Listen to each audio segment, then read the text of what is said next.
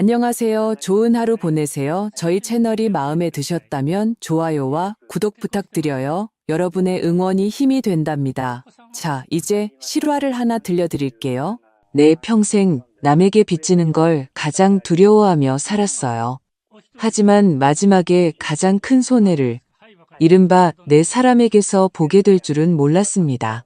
7년 전, 딸 서연이가 임신해서 출산을 준비할 때였습니다. 저는 원래 산후조리를 도와주러 잠깐 머물 생각이었죠. 그때 제 나이가 58이었고 막 공기업에서 퇴직한 참이었습니다. 드디어 쉴 수 있겠구나. 하고 싶은 일 좀 하면서 살아야겠다 생각했죠. 남편 이 양반은 저와 함께 제주도 일주 여행 계획까지 세웠습니다. 고속철도 시간표를 찾아보고 서점에 가서 뚜벅이 여행자를 위한 제주도 안내서라는 책까지 샀어요. 제가 우리 나이가 곧 60인데 젊은이들 흉내 내는 거예요? 하고 웃으니 남편은 당신같이 젊은 부인이랑 사는데 당연히 그래야지라고 하더군요. 하지만 계획은 변화를 따라잡지 못했습니다. 남편이 어느 날 아침 공원에 운동하러 나갔다가 돌아오지 못했어요. 뇌동맥류 파열이었습니다. 한마디 말도 남기지 못하고 그렇게 가버렸습니다. 그 기간 동안 저는 속이 텅 빈 사람처럼 지냈습니다. 집에 앉아 텔레비전도 켜기 싫었고 밥을 지었다가 식고 식었다가 버리기를 반복했죠. 서연이와 사위 김민주는 매일 번갈아 가며 저를 찾아왔습니다. 아직 뱃속에 있는 아이를 데리고 와서 제게 작은 희망을 주었죠. 나중에 그들이 말했습니다. 어머님, 차라리 저희 집에 와서 사세요. 어차피 나중에 애도 봐주셔야 하잖아요. 그때 저는 혼자 텅 빈 집에서 사는 것도 의미가 없겠다 싶었고 손주랑 같이 지내는 것도 좋겠다 생각했습니다. 그렇게 시작된 동거가 7년이 되었습니다. 아이가 태어난 날부터 저는 제 자신을 전업 보모 겸 집안의 살림꾼으로 만들었습니다. 낮에는 등하원을 시키고 밤에는 잠투정을 달랬으며 빨래와 밥은 말할 것도 없었죠. 사위 김민주는 어머님 이러시면 베이비시터보다 더 완벽하신데요 라고 말했습니다.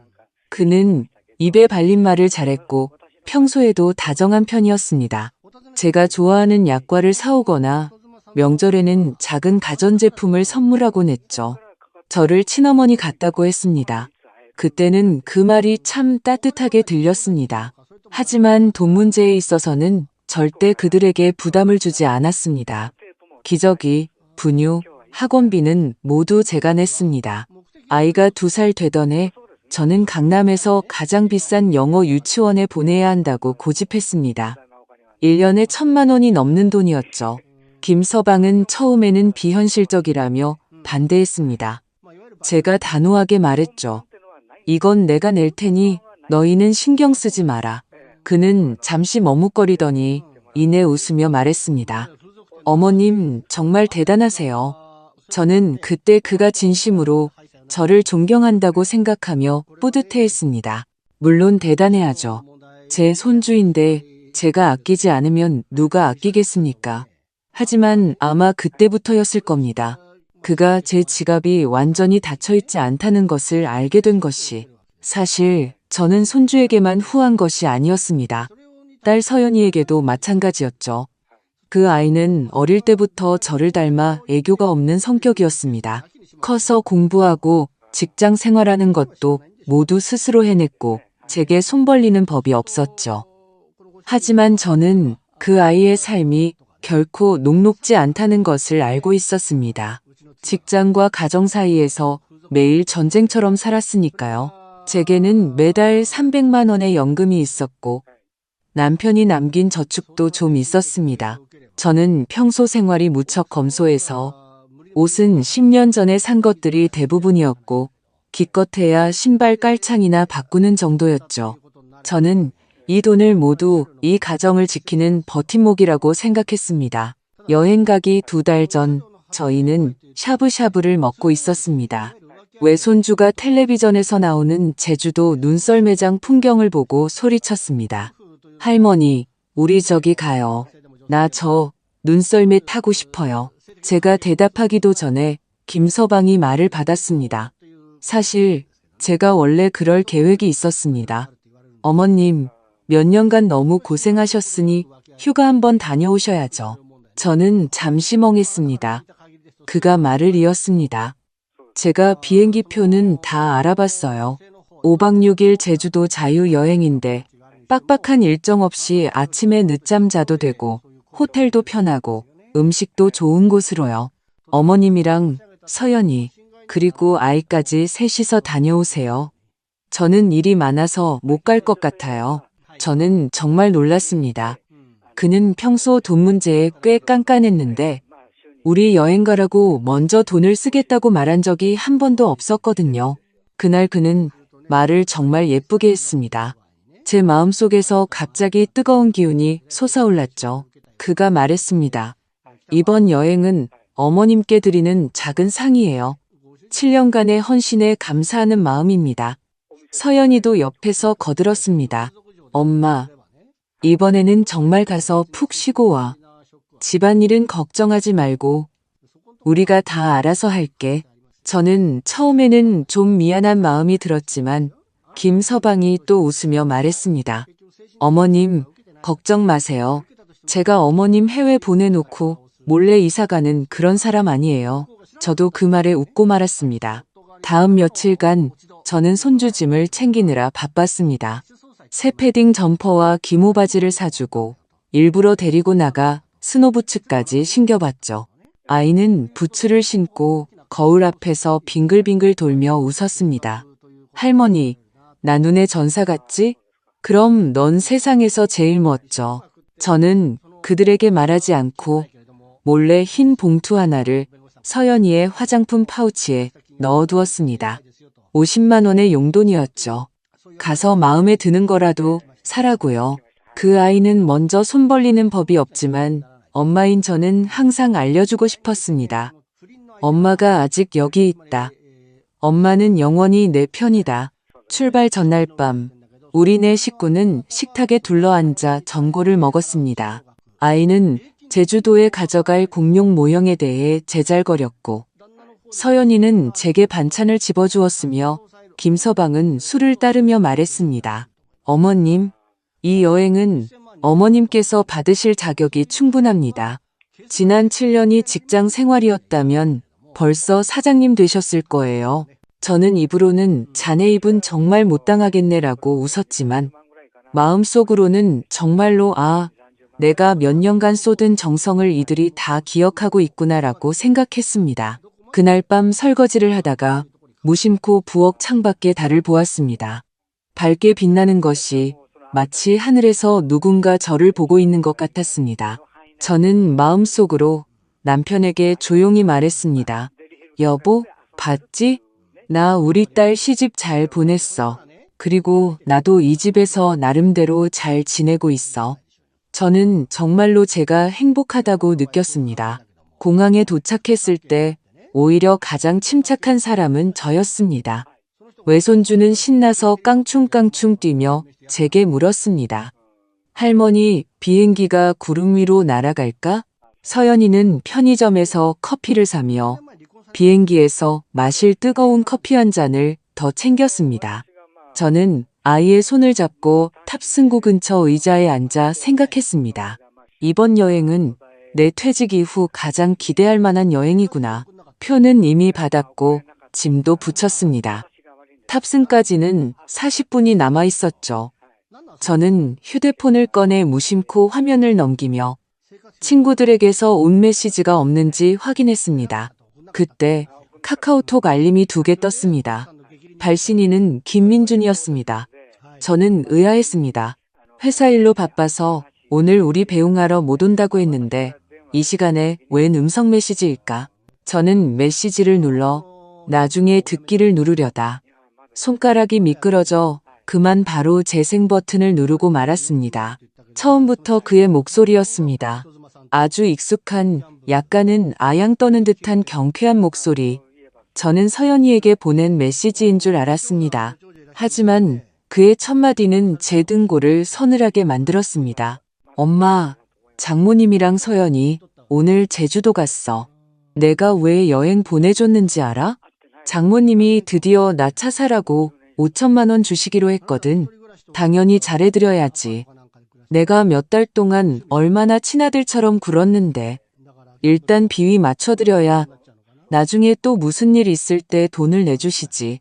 저는 순간 얼어붙었습니다. 이건 저에게 보낸 메시지가 아니었습니다.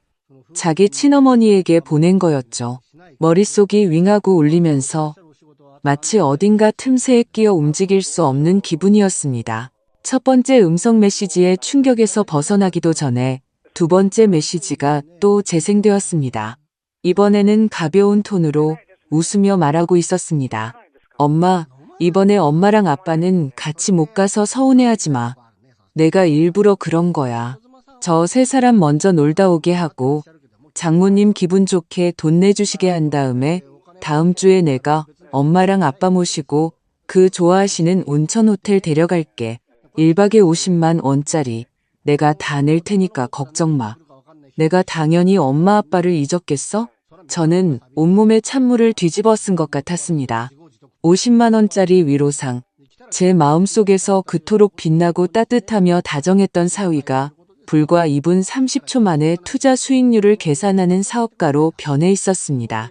그는 제가 돈을 내준 것에 감사한 게 아니라 저를 조종하기 위한 판을 짜고 있었던 겁니다.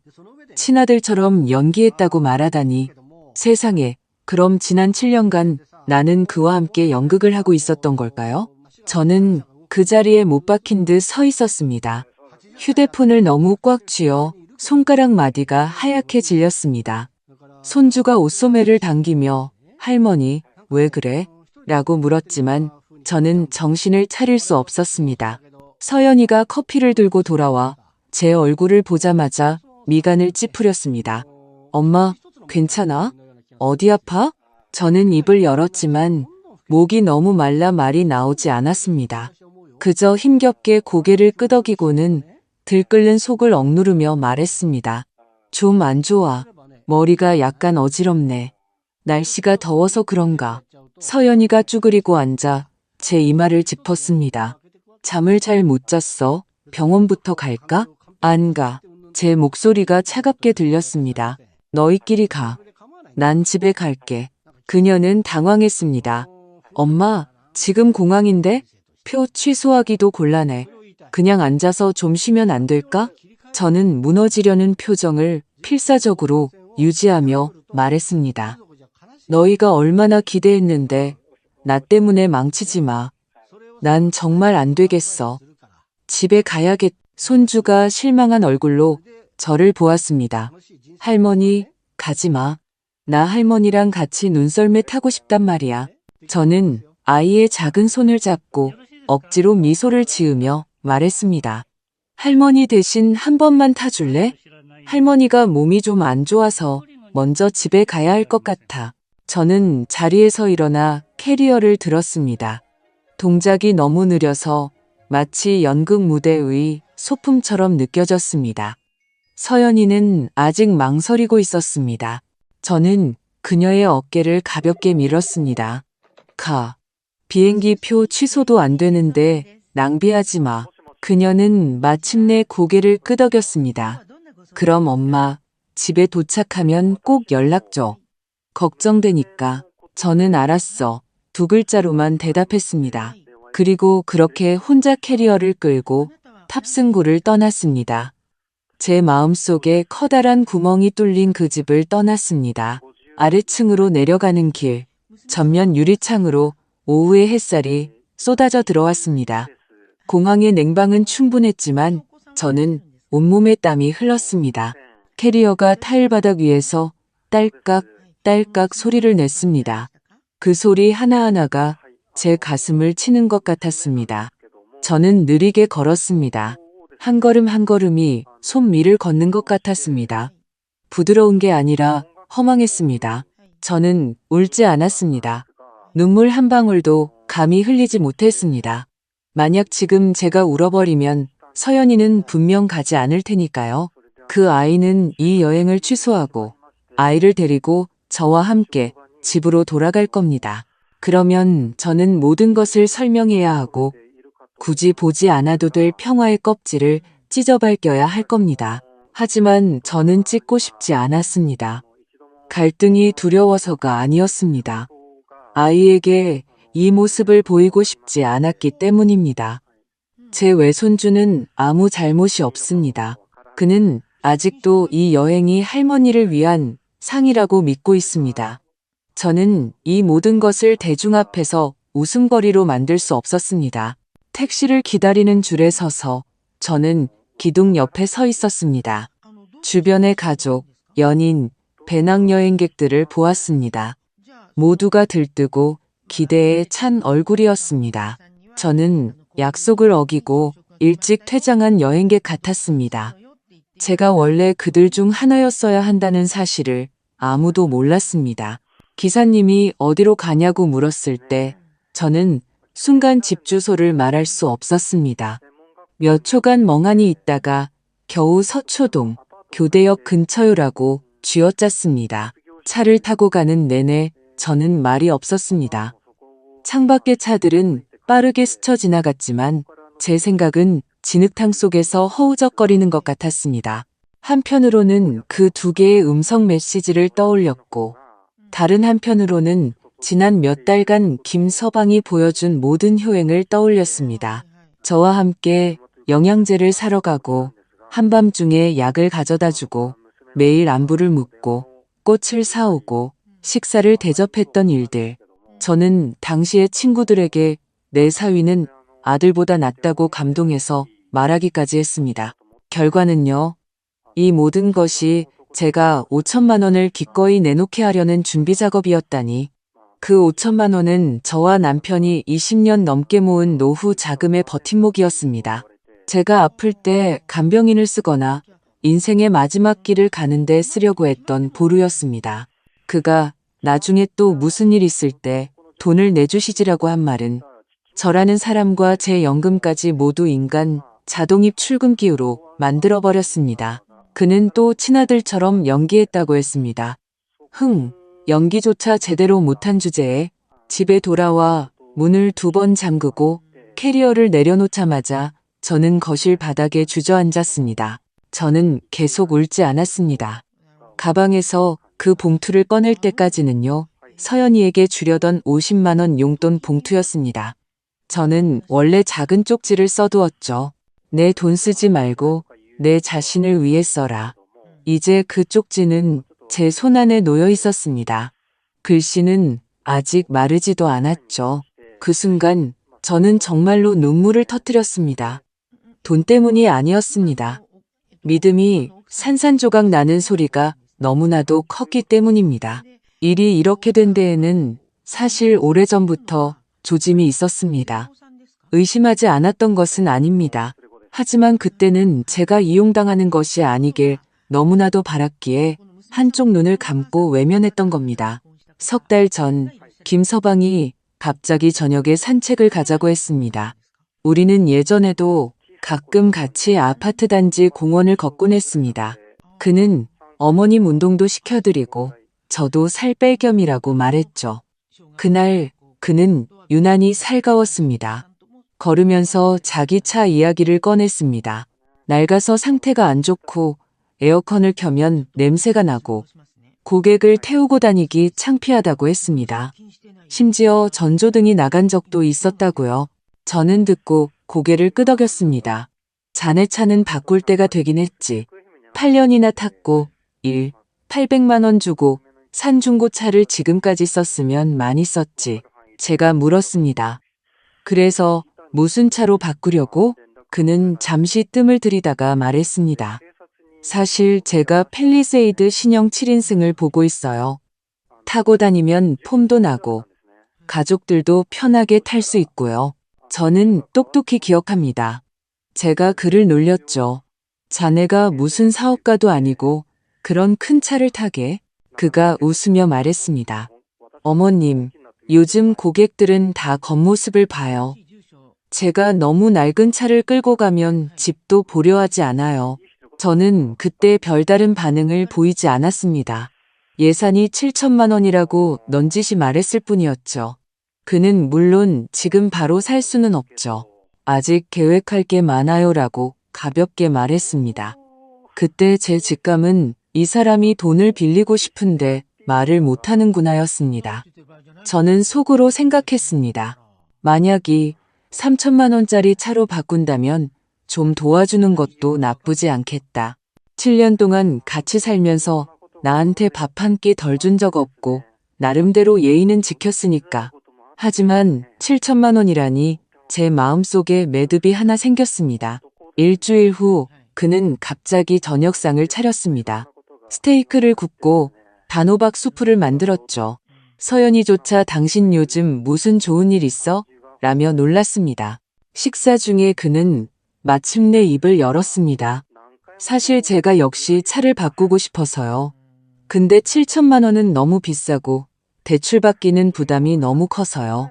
그러다 괜찮은 7인승 차를 봤는데 5천만 원에 가성비도 좋고 안전성도 높더라고요.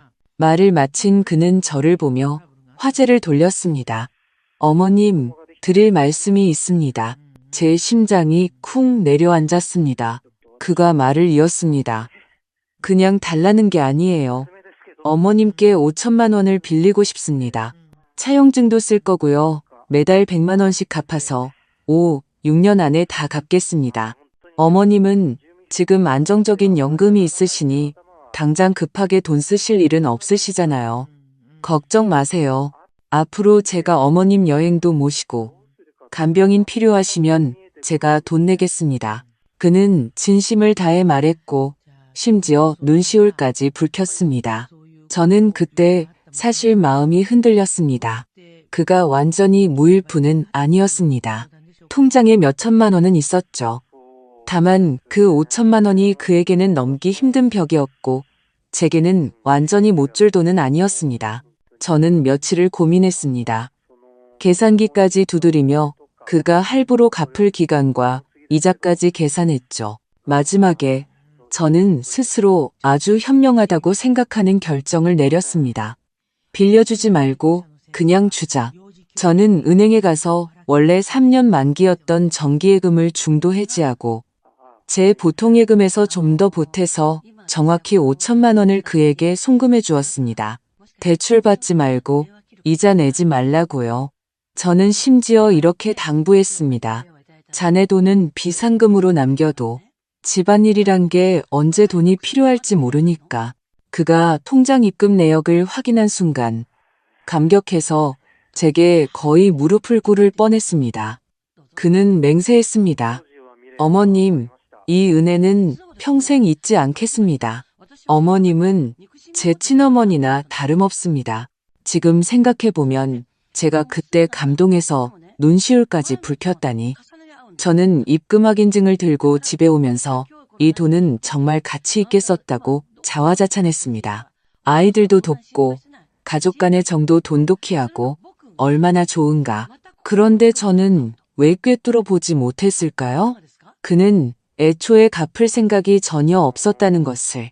그는 처음부터 끝까지 제가 마음 약해지기를 기다리고 있었을 뿐입니다. 그리고 저는 그가 부담을 가질까봐 제가 수십 년간 힘들게 모은 돈을 전혀 제 아들도 아닌 사람에게 전부 줘버렸습니다.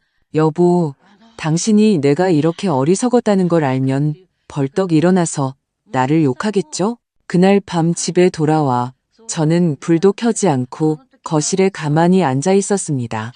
그 소파는 예전에 저와 남편이 함께 산 것이었습니다. 똑똑히 기억합니다. 살 때 색깔 때문에 다퉜죠. 그는 갈색을 원했고 저는 회색빛이 도는 파란색을 고집했습니다. 물론 마지막에는 제가 이겼죠. 남편은 머리를 극적이며 말했습니다. 당신이 좋으면 됐어.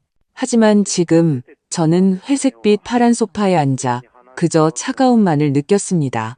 사람이 한번 정신을 차리면 색깔조차 낯설게 변할 수 있구나. 카카오톡 알림이 울렸습니다. 서연이가 보낸 사진이었습니다. 제주도 호텔 사진 몇 장과 눈 덮인 거리와 온천여관의 등불을 배경으로 한 셀카 한 장. 제가 골라준 베이지색 목도리를 두르고 환하게 웃고 있었습니다. 마지막 사진은 오팔찌였습니다. 아주 정교해서 한눈에 봐도 싸구려가 아니라는 걸 알 수 있었죠. 메시지는 짧았습니다. 엄마, 이 팔찌 엄마한테 어울릴 것 같아. 근데 나도 너무 마음에 들어서 샀어. 300만 원. 돌아가서 실물 보여줄게. 저는 몇 번 보고 바로 답장하지 않았습니다. 10분 후 저는 그녀에게 400만 원을 송금했습니다. 그리고 한 줄의 메시지를 덧붙였습니다. 모처럼 나갔는데 마음에 들면 사야지. 엄마 생각해서 아끼지 마. 저는 바보가 아닙니다. 그 아이가 제게 돈을 달라고 손 벌리지 않을 거라는 걸 압니다. 어쩌면 김서방의 그 두 음성 메시지 내용조차 모를 수도 있습니다. 서연이는 어릴 때부터 따지는 성격이 아니었습니다. 힘들게 살았지만 여전히 가정에 대한 어떤 온정과 책임감을 간직하고 있었죠. 저는 그 아이를 믿었습니다. 얼마 후 카카오톡 알림이 또 울렸습니다. 김민준에게서 온 부재 중 음성통화 3통 받지 않았습니다. 그러자 연달아 메시지가 쏟아졌습니다. 어머님, 죄송해요. 그 음성 메시지는 저희 엄마한테 들려주려고 한 말이었어요. 어머님이 얼마나 대단하신지 알려드리려고 좀 과장해서 말한 거예요. 정말 어머님을 자동 현금 지급기로 본 게 아니에요. 설마 진짜 화나신 건 아니죠? 어머님이 저를 제일 아끼시는 거 알잖아요. 그 뒤에는 고양이가 무릎 꿇는 이모티콘, 펭귄이 우는 이모티콘, 그리고 그가 가장 자주 쓰던 어머님 사랑해요. 이모티콘이 줄줄이 붙어 있었습니다. 저는 그 어머님 하는 글자들을 보며 갑자기 역겨움을 느꼈습니다. 예전에는 그가 애교가 많다고 웃었지만 이제는 그의 말이 마치 미리 짜인 각본처럼 느껴졌습니다. 모든 효심 가득한 이모티콘 뒤에는 정밀하게 계산된 감정의 포장이 있었습니다. 저는 답장하지 않았고 앞으로도 할 생각이 없습니다. 저는 계좌를 열어 중도 해지된 5천만 원이 이미 빠져나가 다시는 돌려받을 수 없다는 것을 확인했습니다. 그 통장을 서류철에 넣고 잠시 생각한 뒤 은행에 전화를 걸었습니다.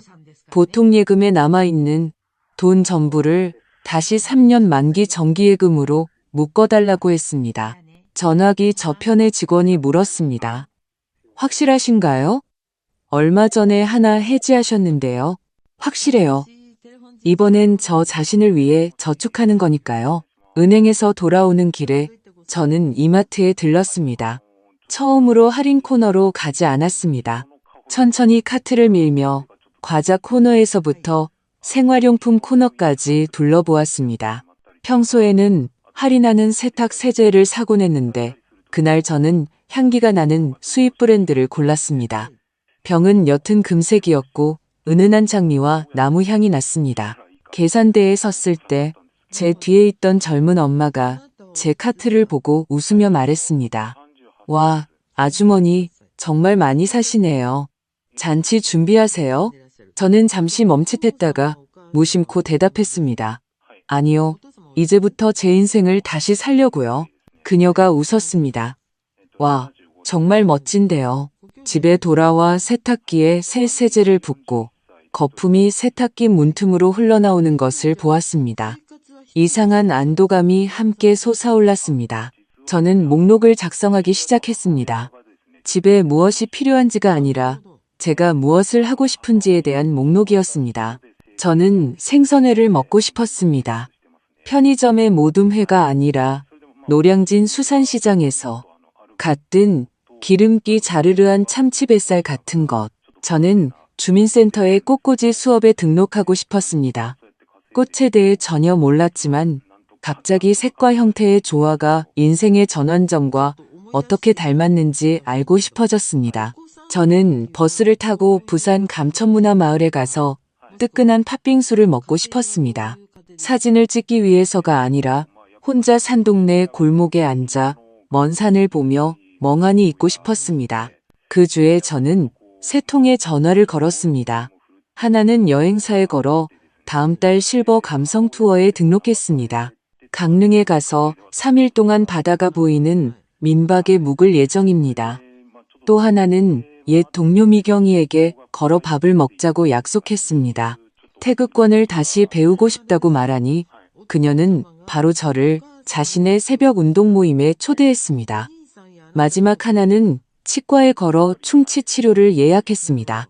몇 년간 미뤄왔던 작은 충치를 이제는 고치고 싶었습니다. 앞으로는 남에게 의지해 밥을 먹을 게 아니라 제 자신의 이로 먹어야 하니까요. 예전에는 매달 서연이에게 생활비로 80만 원에서 100만 원 정도를 붙여주었습니다.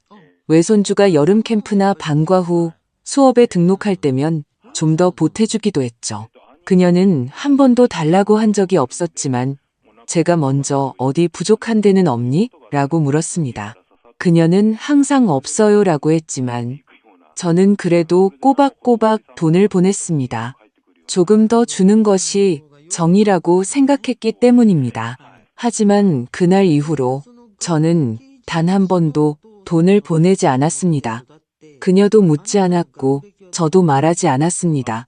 그녀를 벌하려는 것이 아니었습니다. 어떤 일은 한 번의 깨달음만으로도 충분하다는 것을 알았기 때문입니다. 가장 안심이 되었던 것은 서연이가 아무것도 묻지 않았다는 점입니다. 그녀는 매일 제주도 사진을 몇 장씩 보내왔습니다.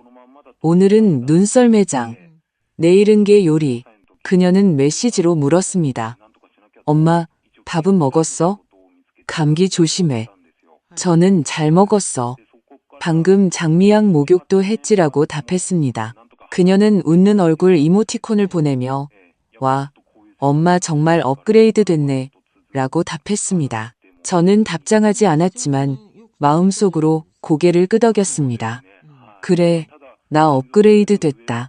나는 더 이상 아침 일찍 일어나 밥을 준비하고 200권을 아끼려고 시장 세 군데를 도는 박 여사님이 아니다. 나는 더 이상 정기예금 통장을 꺼내 가족의 담보로 삼는 늙은 할머니가 아니다. 나는 나 자신으로 돌아가기 시작했다. 복수도 아니고 단절도 아니다. 내가 먼저 나 자신을 돌보지 않으면 다른 사람은 결코 내가 잘 지내는지 진심으로 신경 쓰지 않는다는 것을 마침내 깨달았을 뿐이다. 아주머니, 이 커피는 제가 살게요. 젊은 직원이 라테를 테이블에 놓으며 미소 짓고는 돌아섰습니다. 저는 잠시 멍하니 컵에서 피어오르는 김을 바라보았습니다. 창밖의 햇살이 좋았습니다. 저는 옛 동료 몇 명과 예전에 자주 가던 대치동의 오래된 카페에서 만나기로 했습니다. 영수가 너 정말 달라 보인다. 미경이가 저를 빤히 보며 말했습니다. 오늘 원피스에 립스틱까지 발랐네? 저는 목도리를 만지작거리며 웃었습니다. 그런가? 그냥 갑자기 빨간색이 나한테 어울리는지 시험해보고 싶어졌어.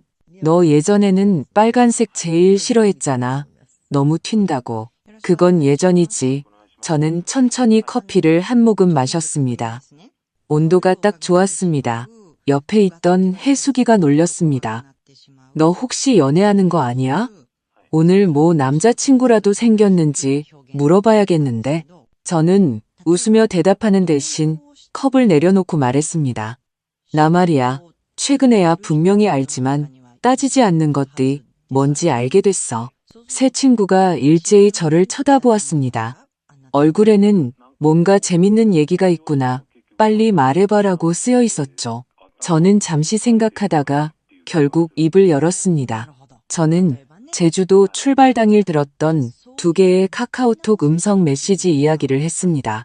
김서방이 어떻게 차를 바꾸고 싶다며 떠봤는지, 어떻게 요리를 하며 구슬렸는지, 어떻게 저를 감동시켜 5천만 원을 받아냈는지, 그리고 어떻게 메시지를 잘못 보내 공항에서 저를 한순간에 정신 차리게 했는지까지 이야기하는 동안 제 손은 사실 떨리고 있었습니다.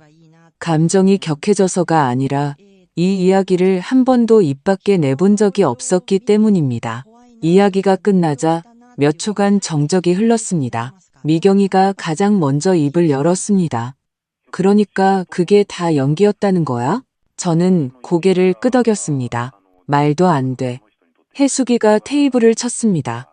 친엄마 우는 날 낯짝이 있나? 정말 역겹다. 하지만 제 마음을 가장 움직인 것은 정희 언니였습니다.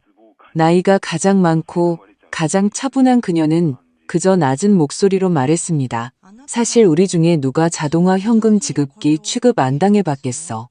그녀는 나들이 사업에 실패해서 두 번째 집을 팔게 했다고 말했습니다. 혜숙이는 딸아이를 5년 동안 키워줬는데 생일조차 아무도 기억해주지 않았다고 했습니다. 미경이도 씁쓸하게 웃으며 말했습니다. 나는 아들 집 사라고 계약금 보태줬는데 나중에 보니 등기부등본에 내 이름은 넣을 생각도 안 했더라고. 모두가 한마디씩 겉으로는 행복해 보이는 가족 이야기에 속사정을 털어놓았습니다. 웃으며 말했지만 그 속은 모두 피 흘리고 있었습니다. 저는 천천히 말했습니다. 그들이 나쁜 사람들은 아닐 거야. 단지 우리가 너무 방심했고 너무 관계를 상하게 할까봐 두려워했던 거지. 그래서 그들이 우리를 뒷배로 삼는데 익숙해진 거야. 오래되니 그들도 우리가 신이 아니라는 걸 잊어버린 거고. 미경이가 한숨을 쉬었습니다. 그래, 우리가 우리 자신을 힘들게 하고 그들을 버릇없게 만든 거야. 정희 언니가 고개를 끄덕였습니다.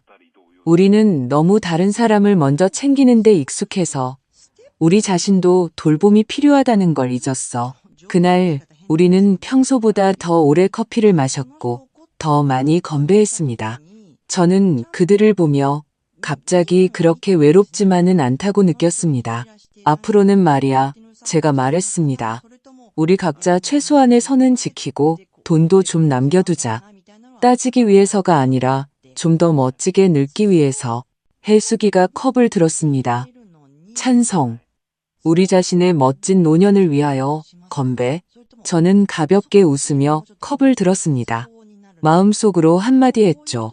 앞으로는 먼저 나 자신이 되고 그 다음에 희생을 이야기하자. 그들이 돌아온 날 날씨는 후텁지근했습니다. 저는 창가에 앉아 사과를 깎고 있었습니다. 현관문 소리가 들리자 외손주가 가장 먼저 달려들어왔습니다. 손에는 플라스틱 도라르방을 들고 있었죠. 할머니, 저 왔어요. 제가 뭐 가져왔는지 보세요. 저는 도라르방을 받아들었습니다. 와, 이게 누구야? 제주도 도라르방 할아버지예요. 할머니한테 제주도 보여주려고 가져왔어요. 저는 웃으며 고개를 끄덕였습니다. 할머니가 잘 받을게. 고맙다. 서연이는 2걸음 늦게 들어왔습니다. 얇은 패딩 점퍼를 입고 있었고 얼굴은 약간 창백했습니다. 여행으로 지친 모양이었습니다. 그녀는 평소처럼 엄마, 쓰레기 버려줄까? 나 밥은 먹었어? 라고 묻지 않았습니다. 그저 조용히 짐을 내려놓을 뿐이었습니다. 할 말이 산더미 같은데 한마디도 감히 꺼내지 못하는 사람처럼요. 저는 그녀를 보지 않고 계속 사과를 깎았습니다. 동작은 매우 느렸고 껍질을 깎는 것조차 무언가 생각하는 듯 했습니다. 엄마, 그녀가 부엌 문가에 서 있었습니다. 그날 공항에서 뭐 들었지? 저는 대답하지 않고 그저 사과 껍질을 동그랗게 이어가며 깎았습니다. 그녀가 2걸음 다가왔습니다. 엄마, 미안해. 내가 엄마 표정 못 본 거 아니야. 그냥 엄마가 말 안 하니까 나도 감히 물어볼 수가 없었어. 저는 마침내 고개를 들어 그녀를 보았습니다. 내가 뭘 들었을 것 같니? 그녀의 눈빛이 살짝 흔들렸습니다. 입술을 깨물었죠. 잘못한 아이처럼요. 알고 있었구나. 그렇지? 그 음성 메시지. 그 사람이 잘못 보낸 거. 저는 말이 없었습니다. 그녀는 이를 악물고 천천히 자리에 앉았습니다. 목소리는 거의 들리지 않을 정도로 작았습니다. 엄마, 그 사람 정말 너무했어. 내가 한국 와서 엄청 뭐라고 했어. 그냥 장난이었다고. 우리 엄마한테 한 소리라고 변명하는데 나도 알아, 그 말투. 그 사람은 분명 엄마를 계산하고 있었어. 저는 마침내 한숨을 쉬었습니다. 잘 깎은 사과를 접시에 하나씩 보기 좋게 담았습니다. 내가 그 사람이 이기적인 걸 이제야 안 게 아니야. 몇 년 전부터 눈치채고 있었어. 서연이가 놀랐습니다. 진작 알았다고? 한 사람이 너를 마음에 두고 있는지 아닌지는 그 사람 눈빛을 보고 말하는 방식을 들으면 알 수 있어. 제가 조용히 말했습니다. 하지만 나는 계속 나 자신을 위로했지. 내 밥을 먹어주고 명절에 선물을 사오고 병원에 같이 가주니까 그 정도면 나쁜 사람은 아니라고. 그녀는 입술을 깨물었고 눈물이 흘러 넘쳤습니다. 엄마, 내가 모른 척한 게 아니야. 그냥 모든 게 좋기를 너무 바랐어. 엄마가 나한테 너무 잘해주니까. 엄마랑 그 사람이랑 사이가 틀어지는 걸 원치 않았어. 내가 갈 곳이 없을까? 봐 두려웠구나. 서연이가 즉시 고개를 저었습니다. 아니, 아니야. 엄마가 혼자 외로울까봐 그랬어. 저는 손을 들어 그녀의 머리를 가볍게 쓰다듬었습니다. 네가 내 외로움을 걱정한 게 아니라 실은 너 자신이 갈등을 마주하기 두려웠던 거야. 그녀는 얼어붙었습니다. 속마음을 들킨 사람처럼요. 저는 말을 이었습니다. 너는 항상 착했어. 너무 착했지. 누구를 보호해야 할지조차 공평하게 선택하려고 했어. 너를 탓하지 않아. 하지만 이건 기억해도 한 사람이 모두에게 좋게 하려고만 하면 결국 가장 상처받는 건 자기의 가장 가까운 사람이야. 서연이는 마침내 소리내어 울었습니다. 울면서 말했죠. 엄마, 알았어. 이제 다시는 회피하지 않을게. 돈 문제도 집안일도 내가 다 책임질게. 그 사람이 다시는 엄마 돈에 손 못 대게 할게. 절대로. 저는 대꾸하지 않고 천천히 일어나 사과 접시를 그녀 앞에 놓아주었습니다. 그녀가 저를 올려다보았습니다. 눈가는 아직 젖어 있었죠. 엄마, 우리 집에 다시 와서 살면 안 돼? 나 엄마 혼자 있는 거 싫어. 나 혼자 있는 건 문제가 아니야. 저는 그녀의 맞은편에 다시 앉았습니다. 문제는 내가 이제 가족들 사이에서도 나 자신으로 사는 법을 배워야 한다는 거야. 그녀는 고개를 끄덕였습니다.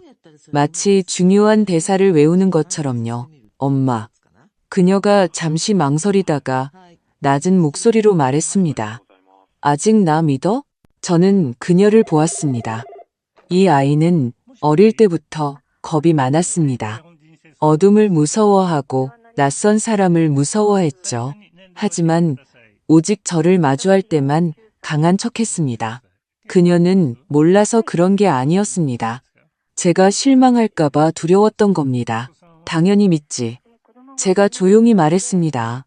네가 내 딸인데 내가 너를 안 믿으면 누굴 믿겠어. 서연이는 참지 못하고 얼굴을 가렸습니다. 어깨가 계속 떨렸습니다. 저는 일어나 그녀의 등 뒤에서 가볍게 안아주었습니다. 우리 둘은 그렇게 식탁 옆에서 조용히 서로를 안고 있었습니다. 한참 후에 그녀가 흐느끼며 말했습니다. 엄마, 예전에 엄마가 나를 위해 해준 거 다 기억해. 이제는 내가 엄마를 위해 바람막이가 되어줄게. 저는 웃었습니다. 나를 위해 바람막이가 되지 마. 제가 조용히 말했습니다. 네가 나를 바람 부는 곳으로 밀어내지만 않아도 나는 정말 고마울 거야. 일상은 다시 평온을 되찾았습니다. 하지만 예전과는 이미 많이 달라졌습니다. 저는 더 이상 주말마다 그들 집에 가서 밥을 하지 않았고 외손주의 방과 후 수업을 등록해주지도 않았으며 매달 생활비를 보내지도 않았습니다. 화가 나서도 관계를 끊어서도 아니었습니다. 어떤 역할은 너무 오래 연기하면 자기 자신조차 그것을 진짜라고 믿게 된다는 것을 깨달았기 때문입니다. 만능 할머니라는 역할, 저는 이제 은퇴했습니다. 이제 제가 그들 집에 가는 경우는 두 가지뿐입니다. 외손주의 발표회가 있거나 서연이가 먼저 초대할 때입니다. 가끔 그들 세 식구가 저희 집에 와서 밥을 먹을 때도 있습니다. 저는 음식을 준비하지만 예전처럼 18첩 반상을 차리고 과일 플래터까지 만들지는 않습니다. 이제는 4가지 요리만 합니다. 고기 하나, 채소 하나, 국 하나, 그리고 냉채 하나. 먹을 만큼만, 여유를 둘 만큼만 합니다. 김 서방도 여전히 옵니다.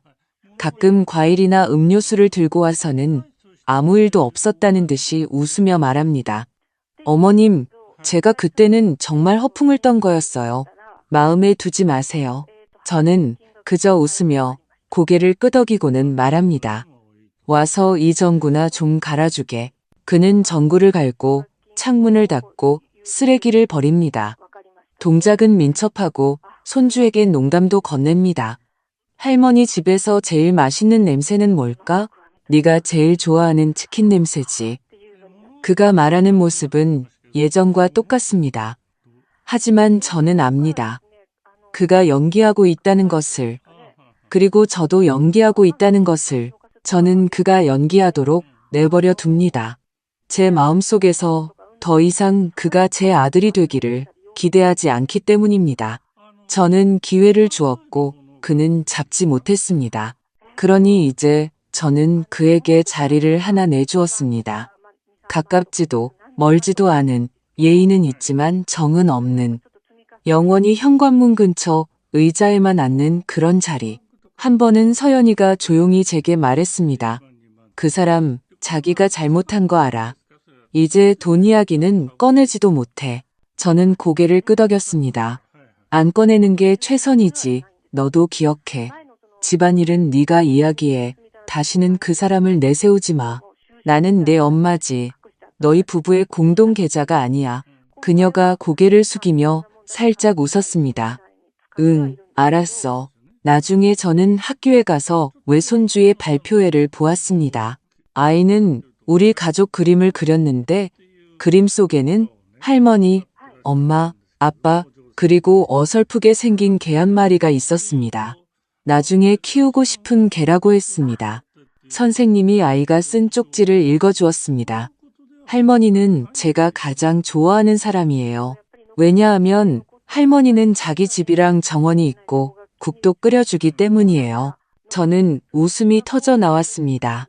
정원은 인조 잔디였고 국도 사실 인스턴트 수프로 끓인 것이었지만 아이의 눈에는 당신이 한 끼의 밥을 주면 그것이 하나의 세계가 되는 것입니다. 하교하는 인파 속을 걷고 있을 때 김서방이 제 가방을 들어주며 뒤를 돌아보았습니다.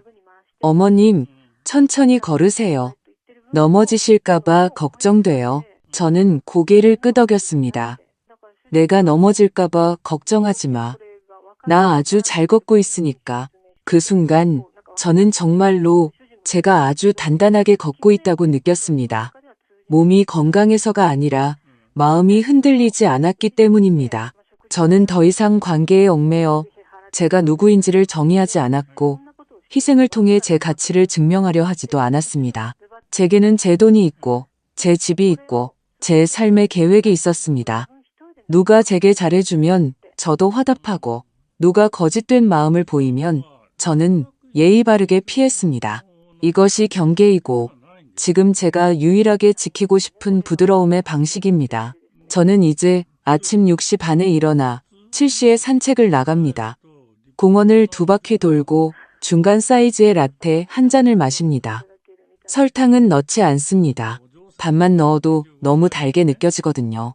같은 길을 수십 년 동안 걸었지만 지금처럼 길가의 야생화가 이렇게 무성하게 자란 것을 본 적이 없었고 편의점 밖에 새로 놓인 벤치에 앉은 할아버지가 종이컵 커피를 들고 제게 고개 숙여 인사하는 것을 발견한 적도 없었습니다. 오후에 특별한 일이 없으면 저는 베란다에 앉아 휴대폰으로 김광석의 노래를 듣습니다. 서른 즈음에를 듣다 보면 저도 인생이 때로는 화음 같다는 생각을 합니다. 처음에는 어울리지 않다가도 결국에는 자신만의 멜로디를 찾아낼 수 있는 것처럼요. 저는 예전에는 아까워서 사지 못했던 로즈 골드 목걸이를 하나 샀습니다. 그리고 수묵화 수업에도 등록했습니다. 그림을 가르치는 선생님은 저보다 나이가 어렸는데 제 손이 부드럽고 색을 쓰는데 조심스럽다며 전형적인 통제형 어머니라고 했습니다. 저는 크게 웃으며 말했습니다. 정말 잘 맞히시네요. 제가 예전에는 남들이 만족하지 않을까봐 엄청 걱정하며 살았어요. 그가 물었습니다. 그럼 지금은요? 지금은 두렵지 않아요. 제가 가장 두려워했던 일은 이미 일어났으니까요. 남은 건 살아있는 사람들이 어떻게 선택하느냐의 문제죠. 그가 고개를 끄덕였습니다. 앞으로 분명 더 좋은 그림을 그리실 거예요. 저도 제가 더 멋지게 늙었으면 좋겠어요. 저는 석 달에 걸쳐 서류 하나를 작성해서 서랍 깊숙한 곳에 넣어두었습니다. 그 안에는 제 정기예금 증서, 인감, 신분증, 통장, 그리고 요양원 자료 2부가 들어있었습니다. 이미 전화를 걸어 문의해 두었습니다. 만약 언젠가 제가 스스로 움직일 수 없고 혼자 밥을 먹을 수 없게 되면 저는 그곳으로 갈 겁니다. 누구에게도 짐이 되지 않게요. 저는 가사 도우미를 고용했습니다. 일주일에 2번 와서 집을 청소하고 냉장고를 정리해 줍니다. 저는 더 이상 혼자 모든 것을 해내는 것이 미덕이라고 믿지 않습니다. 저는 돈을 써서 저 자신을 위해 서비스 받는 법을 연습하기 시작했습니다. 제 자신을 돈을 위해 서비스하는 대신에요. 어느 날 오후 외손주에게서 영상 통화가 왔습니다. 학교에서 미래의 나를 그렸다고 했습니다. 그는 정장을 입고 안경을 쓴 자신의 모습을 그렸고 뒤에는 공룡 한 마리가 있었습니다. 제가 물었습니다. 그럼 할머니는? 그는 잠시 생각하더니 말했습니다. 할머니도 아직 있어. 여행 중이야. 휠체어 타고 바닷가에 있는데 뒤에서 큰 개가 밀어주고 있어. 저는 눈물이 나올 뻔할 정도로 웃었습니다. 그 개 이름은 뭔데? 통장. 저는 전화기를 붙들고 크게 웃었습니다. 좋아. 그럼 할머니의 남은 인생은 통장에게 맡겨야겠네. 영상 통화가 끝난 후 저는 책상 앞에 앉아 달력을 넘겼습니다. 내년 봄에는 경주 역사 탐방 투어에 참가할 계획입니다. 4박 5일 동안 머물면서 스케치북을 가져가 첨성대도 그릴 겁니다. 저는 달력의 빈 공간에 한 줄의 글을 썼습니다. 잘 먹고, 잘 자고, 단단히 걷자. 줄 수 있는 건 주고, 줄 수 없는 건 웃어 넘기자. 그 글을 쓰고 펜을 내려놓자. 제 마음은 오후의 바람처럼 평온해졌습니다. 노년은 남에게 사랑받는 것에 의지하는 것도, 존경받는 것에 의지하는 것도 아닙니다. 진정한 행복이 무엇인지를 스스로 정의하는 것에 달려 있습니다. 올가을은 유난히 맑았습니다. 바람은 차갑지 않고 햇살은 과하지 않았습니다. 베란다에 서서 바라보는 저 하늘조차 더 넓어 보였습니다. 제 손편에는 책 한 권, 따뜻한 물 한 잔, 그리고 어제 친구가 가져다 준 유자 2개가 놓여 있었습니다. 추석이 막 지나 유자 껍질은 아직 푸릇했지만 껍질을 벗기니 그 향기는 달콤함 속에 서늘함을 품고 있었습니다. 마치 인생이 후반전에 접어든 뒤의 온도 같았죠. 오늘 저는 외출 계획을 세우지 않았습니다. 아침에 시장에 가서 살아있는 농어 한 마리를 사온 것이 전부입니다. 저녁에 혼자 맑은 찜을 해먹을 생각입니다. 요즘의 삶은 예전과 많이 다릅니다. 제 냉장고에는 삶의 우선순위라고 적힌 쪽지가 붙어 있습니다. 첫 줄은 오늘 당신은 자신을 위해 한 끼의 식사를 요리했는가? 입니다. 매일 이 한 가지만 해내면 저는 하루를 헛되이 보냈다고 느끼지 않습니다. 2달 전 주민센터에서 실버 포트럭 파티가 열렸습니다. 근처에 혼자 사는 어르신들을 초대해 각자 자신 있는 요리를 가져와 나누는 자리였습니다. 저는 원래 가고 싶지 않았는데 미경이가 전화를 걸어 네가 안 오면 사회자한테 네가 몸이 허약하다고 말할 거야 라고 협박했습니다. 저는 그에게 쓸데없는 짓 한다고 핀잔을 주면서도 결국 제 특기인 마늘 돼지고기 볶음을 들고 갔습니다. 다른 이유는 없었습니다. 단지 늘 보던 익숙한 사람들 속에서만 살고 싶지 않았기 때문입니다.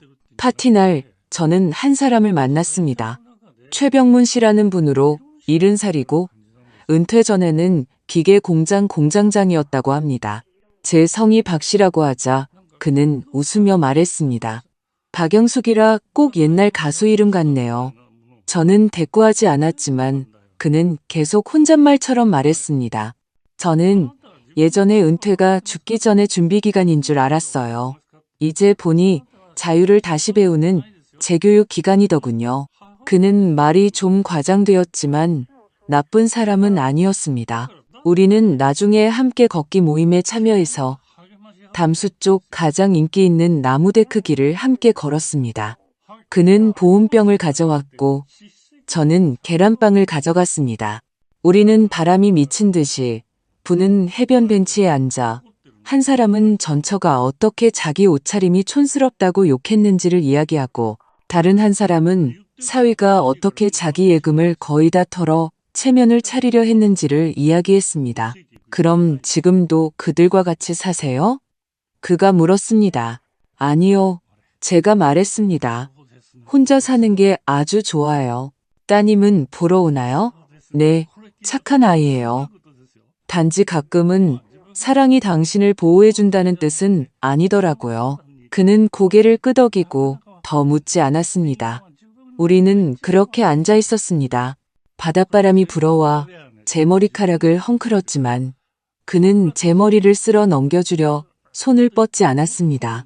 우리는 아무것도 하지 않았지만 둘 다 외롭지 않다고 느꼈습니다. 저는 재혼할 생각도 노년의 동반자를 다시 환상하지도 않습니다. 하지만 저는 깨닫기 시작했습니다. 어떤 동행은 평생을 함께하기 위해서가 아니라 조용한 매일매일의 작은 소리를 더하기 위해 존재한다는 것을. 10월 중순의 어느 날 서연이에게서 갑자기 전화가 왔습니다. 엄마, 학교에서 내가 가장 존경하는 인물에 대해 글을 쓰라고 하는데 나는 무슨 위인이나 페미니스트 같은 사람 말고 엄마에 대해 쓰고 싶어. 저는 잠시 멈칫했다가 물었습니다. 나에 대해 뭘 쓰려고? 내가 엄마를 가장 얕봤을 때 엄마는 내가 가장 존경할 만한 일을 했으니까. 저는 말없이 그녀가 말을 잇기를 기다렸습니다. 전화기 저편의 그녀는 아주 조용했습니다. 이어서 말했습니다. 엄마가 나랑 연을 끊지 않은 것이 엄마가 내가 뒷걸음질 치는 걸 못 봤다는 뜻은 아니잖아. 엄마가 지금 우리한테 의지하지 않고 우리보다 더 잘 사는 걸 보고 나는 알았어. 한 여자는 죽을 때까지 엄마로만 사는 게 아니라 먼저 자기 자신이 되어야 한다는 걸. 그 순간 저는 거의 울 뻔했습니다. 하지만 저는 여전히 담담하게 대답했습니다. 네가 기억하면 됐지? 굳이 글로 쓸 필요는 없어. 하지만 아이에게도 보여주고 싶어. 그녀가 말했습니다. 나는 내 아이가 자기 할머니가 그저 밥만 하는 사람이 아니라 자기 자신을 지킬 줄 아는 사람이었다는 걸 알았으면 좋겠어. 전화를 끊고 저는 부엌의 작은 원형 식탁에 앉아 한동안 멍하니 있었습니다. 서랍을 열어 제가 직접 정리한 노후 준비 서류를 꺼냈습니다. 첫 페이지에 제가 쓴 글귀를 보았습니다. 누구에게 잘 보이려 애쓰지 말고 누구에게 기댈까 두려워하지도 말자. 스스로 걸을 수 있을 때까지 걷고 걷지 못하게 되면 사람을 부르자. 존엄은 스스로 선택할 수 있는 방식이다. 저는 그 글귀 아래에 한 줄을 더 추가했습니다. 하지만 가끔은 다른 사람이 기댈 수 있게도 해주자. 그날 밤 저는 밥을 한 그릇 더 짓고 국을 한 그릇 더 끓였습니다. 서연이를 부르지도 누구에게 도와달라고 하지도 않았습니다. 그저 등불 아래 앉아 저 자신에게 밥 한 그릇을 담고 한 번도 제대로 된 밥 한 끼 먹지 못했던 과거의 저에게도 한 그릇을 담았습니다. 저는 이날을 나의 추수감사절이라고 불렀습니다. 아무도 몰랐고 아무도 축하해주지 않았지만 저는 알았습니다. 제 인생이 이 순간부터 진정으로 온전하게 제 것이 되었다는 것을. 당신은 이런 상황을 어떻게 보십니까? 만약 당신이라면 원래는 효심 깊고 다정해 보였지만 실은 당신의 지갑 깊이를 계산하고 있던 가족을 마주했을 때 모든 것을 폭로하고 맞서 싸우시겠습니까? 아니면 그처럼 조용히 돌아서서 스스로 물러나시겠습니까?